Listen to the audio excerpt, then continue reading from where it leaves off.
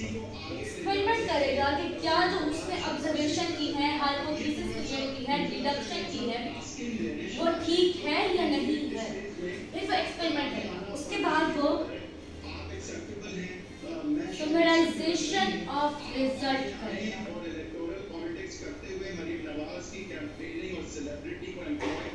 Summarization of result करेगा, फिर अपना कंक्लूजन निकालेगा, उसके बाद वो रिपोर्टिंग द रिजल्ट करेगा।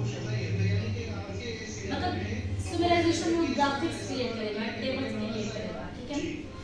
रिपोर्टिंग द रिजल्ट, फिर वो अपना रिजल्ट देखेगा।